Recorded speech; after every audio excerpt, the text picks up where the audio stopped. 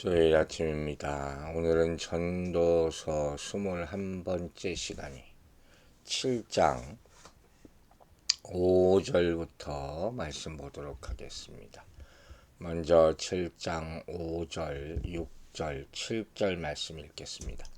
지혜로운 사람의 책망을 듣는 것이 우매한 자들의 노래를 듣는 것보다 나으니라.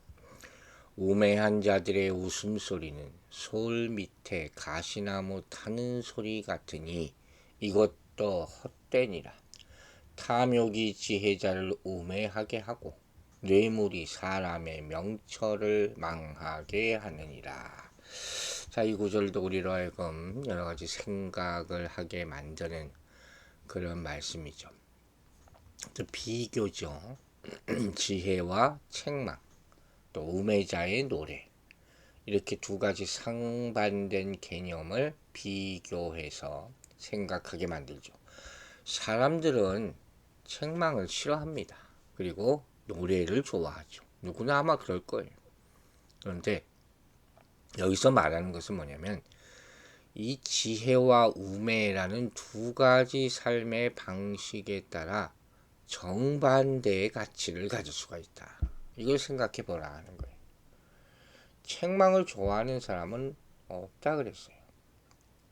책망 자체가 듣는 사람의 마음을 아프게 하고 무겁게 하는 것도 사실입니다. 하지만 경건한 자의 바른 지적과 책망은 우리 인생에 유익이 될 수가 있다는 거죠. 필요하다는 거예요. 즉 책망을 듣는 자는 자신의 잘못을 깨닫고 고치게 될 것이므로 결국은 이 지혜자의 책망을 들을 수 있는 것이 유익이고 더 나은 삶으로 나아갈 수 있게 하는 그런 길이 되는 것이죠. 잠언 6장 23절은 명령은 등불이요 법은 빛이요 훈계의 책망은 곧 생명의 길이라 이렇게 얘기했어요. 또 잠언 27장 5절부터 6절까지 말씀은 면책은 숨은 사랑보다 나으니라. 친구의 통책은 충성에서 말미암은 것이나 원수의 자주말 입맞춤은 거짓에서 난 것이니라. 그랬어요. 그걸 깨달으라 하는 거죠. 옛날부터 참 선지자는 책망의 설교를 했습니다. 하나님의 명령이었거든요. 그 책망을 잘 듣고 나에게 보탬이 되는 말씀으로 받아들이는 것이 복이 될 수 있다는 거예요. 반면에 우매자의 노래라는 것은 듣기는 좋죠. 마음은 그때는 즐겁지만 실제 아무 유익이 없다는 거예요. 그 전도자가 웃음을 논하여 미친 것이라고 표현하고 희락을 논하면서 저가 무엇을 하는 자라고 2장에서 말했잖아요. 이것과 같은 거예요. 아모스 6장 5절을 보면 하나님의 심판을 받을 유다 백성이 비파에 맞춰서 헛된 노래를 지절거렸다. 이러면서 책망을 합니다. 사람의 정말 인생에 도움이 되는 것이 무엇인가를 분별할 수 있어야 돼요. 하나님의 말씀을 우리가 들을 때 그 의미가 무언가, 사실 성경을 보면 우리를 책망하는 말씀이 많아요. 디모데후서 3장 16절에서 뭐라 그랬습니까? 16절에서 모든 성경은 하나님의 감동으로 된 것이니 교훈과 책망과 바르게 함과 의로 교육하기 유익하다 그랬잖아요. 그 말씀을 잘 알아야 돼요. 내가 보고 듣기에 좋은 말씀만 들어서는 안 된다 하는 그 교훈이에요. 또 우매한 자의 웃음소리가 솔 밑에서 가시나무 타는 소리로 비유되고 있어요. 재밌는 표현이죠. 가시나무 타는 소리라는 것은 소리만 요란해. 그래서 타닥타닥 소리가 나는 거예요. 실제적으로 큰 도움이 되지 않는 거예요. 또 우매자의 웃음이라는 것이 바로 삶의 현실을 직시하지 못하는 그런 어리석은 소리에 불과하다 하는 것이죠. 이 7절을 보면 지혜를 파괴하는 두 가지 요소를 소개합니다. 그게 뭐냐? 바로 탐욕과 뇌물이에요. 탐욕은 6장에서도 말했죠. 인생의 의미를 무너뜨리는 가장 위험한 요인이 될 수 있는 것. 그게 탐욕이에요. 뇌물이라는 것은 4장에 나오는 핍박당하는 자의 눈물을 연상시키죠. 바로 공의가 무너진 인간 현실. 이 뇌물이라는 게 정말 너무 만연해 있는 것 같아요. 지혜가 무너지면 사회가 이렇게 망가지게 된다 하는 것이죠. 성경은 만일 어떤 형제라 일컫는 자가 음행하거나 탐남하거나 우상숭배하거나 후욕하거나 술취하거나 토색하거나 하고는 사귀지도 말고 그런 자와는 함께 먹지도 말라 그랬어요. 이 고린도전서 5장 11절 말씀이에요. 우리한테 그렇게 할 수가 있겠느냐? 이런 유혹에 빠지지 않을 수 있겠느냐? 물어보는 거죠. 탐심, 강제로 빼앗는 거 이게 다 탐심이에요. 내 거 아닌 것을 탐하는 것. 이 죄악이라 그랬습니다. 그죠? 우리가 삶 곳곳에 이런 모습이 있어요. 나는 이렇게 하지 마세요. 모든 사람의 탐심이 다 있습니다. 욕심이에요. 그래서 하나님으로부터 멀어지게 되는 거예요. 그리고 감추게 되고, 그리고 하나님 앞에 말하지 않게 되고, 그게 점점 그렇게 멀어지게 되는 결과를 가져오는 거예요. 근데 필요라는 게 있잖아요. 그것의 한계를 정해 놓을 수 있어야 되는데, 필요 이상의 것을 내가 원하게 될 때 그게 탐심이죠. 그게 지나치게 되면 남에게 보이기 시작합니다. 그리고 빼앗아 오려는 마음을 사단이 주는 것이죠. 또 뇌물이라는 게 있어요. 우리 사회의 공공연한 것. 이게 사람의 눈을 어둡게 하고 명철을 부패시킨다 그랬어요. 출애굽기 23장 8절에 분명히 말합니다. 너는 뇌물을 받지 말라. 뇌물은 밝은 자의 눈을 어둡게 하고 의로운 자의 말을 굽게 하느니라. 또 잠언 16장 8절에 적은 소득이 의를 겸하면 많은 소득이 불의를 겸한 것보다 나으니라. 뇌물이라는 게 뭡니까? 불의한 의를 위해서 돈을 주는 거죠. 받는 거죠. 우리가 말하는 지혜를 따라 산다는 것은 뭘 의미하느냐? 궁극적으로 내 마음에 일어나는 감정에 따라 살지 않는 거예요.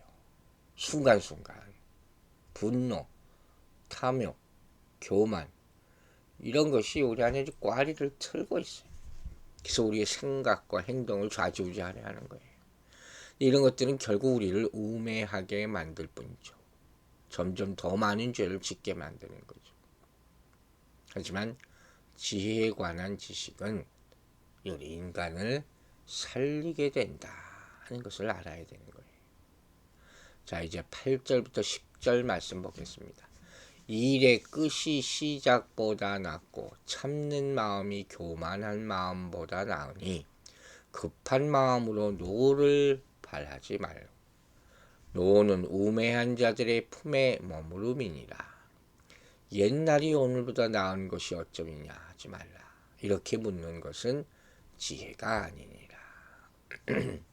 이 8절 말씀은 1절부터 4절에서 우리가 봤던 죽음이라는 주제와 연결이 되겠죠. 그래서 이 일의 끝이 시작보다 낫다. 이 일의 끝은 죽음을 의미하죠. 일의 시작은 출생을 의미한다고 할 수 있어요.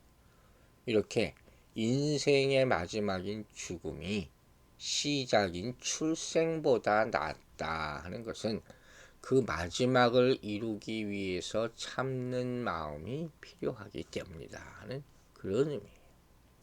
여기서 나오는 참는 마음, 교만한 마음 이런 말의 의미는 긴 마음 혹은 높은 마음 이렇게도 씁니다. 긴 마음을 먹였어요. 인생의 마지막까지 참고 인내한다는 의미를 내포하고 있는 거죠.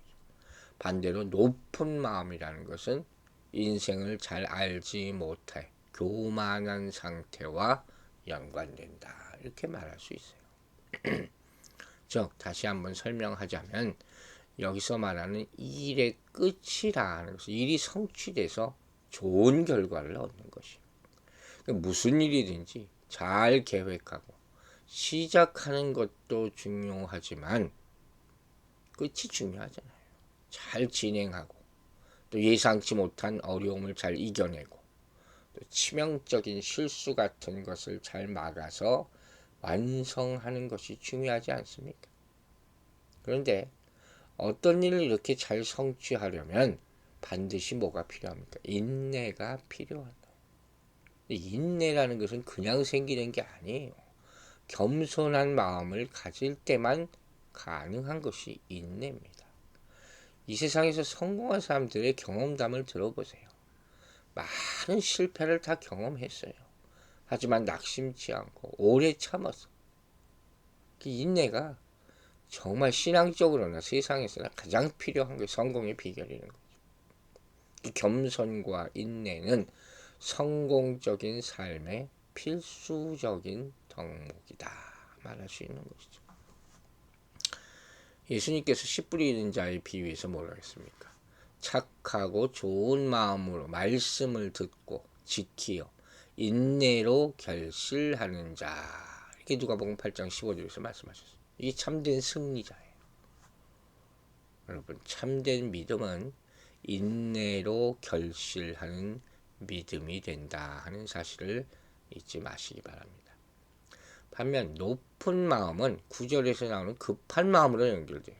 이제 급한 마음으로 말하는 사람은 이게 뭐예요? 노가 화를 불러일으키죠. 그리고 우매하게 된다. 우리는 항상 이거 주의해야 돼요. 급한 마음으로 노를 내지 말아야 한다는 거예요. 이게 우매하게 되기 때문에 우매한 자의 품에 머물게 된다 그랬잖아요. 물론 불의를 보고 노하는 것은 정당하죠. 성경에도 하나님이 말하는 의로운 진노라는 게 있어요. 그렇죠? 예수님께서 성전을 깨끗이 할 때 화를 내신 것, 그것도 의분이라고 하는 거죠. 공의의 분노라는 것도 있지요. 그러나 우리가 내는 분의 거의 대부분은 헛된 거라는 거예요. 지나치고 잘못되기가 쉬운 그런 게 많다는 거예요.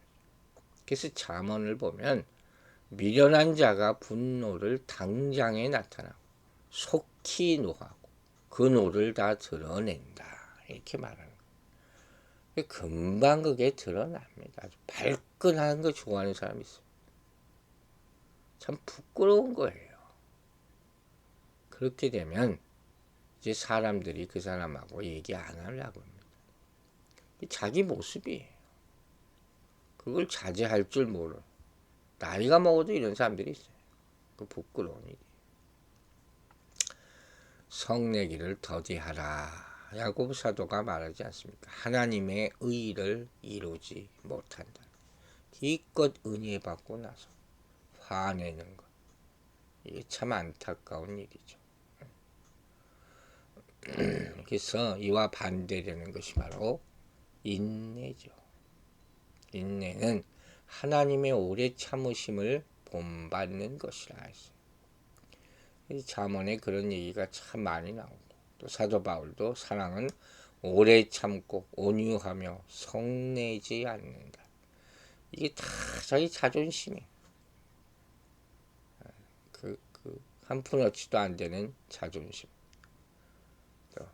에베소 4장 31절에도 너는 뭐 약독과 노함과 분냄과 떠드는 것과 회방하는 것을 모든 악의와 함께 버리고 서로 인자하게 하며 불쌍히 여기라.